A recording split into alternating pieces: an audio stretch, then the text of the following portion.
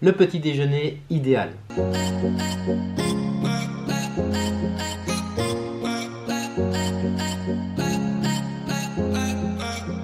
Bonjour à tous, je m'appelle Louis Engels, diététicien nutritionniste et aujourd'hui on va parler du petit déjeuner. Vous savez, le repas le plus important de la journée, mais vous savez également qu'on a souvent tendance à le manger sur le pouce ou qu'on a tendance carrément à le sauter, alors qu'évidemment il a toute son importance dans le début de journée. Donc pourquoi déjeuner? Déjeuner, rompre le jeûne nocturne. On sait que le petit déjeuner a toute son importance pour bien commencer la journée et il faut évidemment qu'il soit de qualité. Donc avec une bonne qualité de protéines, des glucides à indice glycémique bas et une bonne qualité de lipides. Qu'est-ce qu'on va conseiller globalement dans ce petit déjeuner? On va plutôt conseiller de déjeuner plutôt salé le matin. Alors pourquoi salé? Parce qu'en fait, physiologiquement, il y a un pic de cortisol qui est fait dans l'organisme.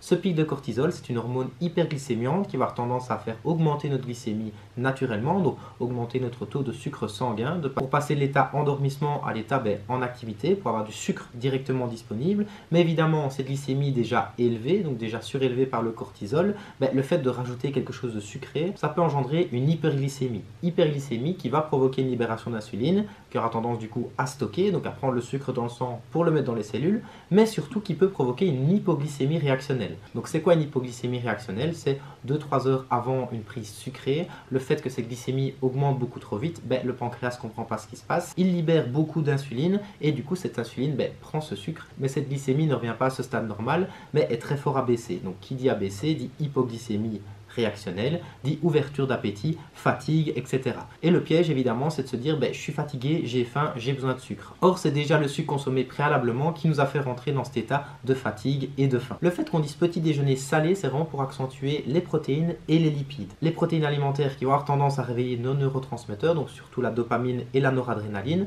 qui vont avoir tendance du coup à bien commencer notre journée avec une bonne mémoire, une bonne motivation, une bonne concentration. Le but c'est donc que ce repas soit rassasiant, que vous n'ayez pas de mal à tenir jusque midi avec ce repas et qu'il soit composé du coup de protéines, de glucides et de bons lipides. Alors, qu'est-ce qu'on peut mettre comme protéines dans son petit déjeuner? Ça peut être de la charcuterie de préférence maigre, ça peut être du fromage, fromage à pâte dure, fromage à tartiner, etc.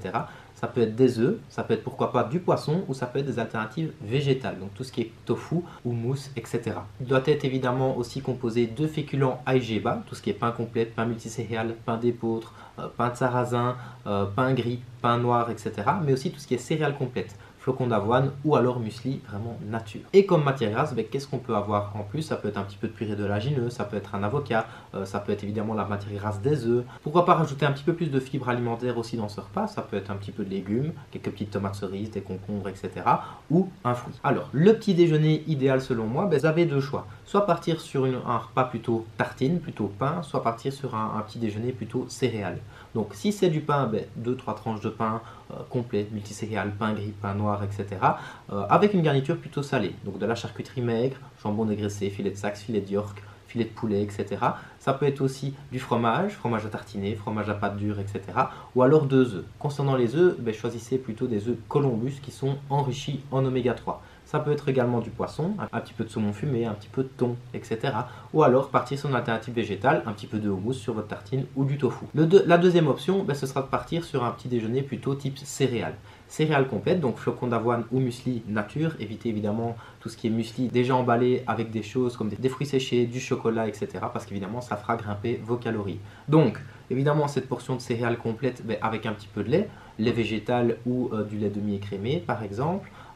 Et dans ces céréales, qu'est-ce que vous pouvez ajouter pour aromatiser un petit peu le tout? Ça peut être de la compote sans sucre ajouté, ça peut être un fruit, ça peut être de la purée d'oléagineux, ça peut être de la cannelle, ça peut être du cacao pur, etc.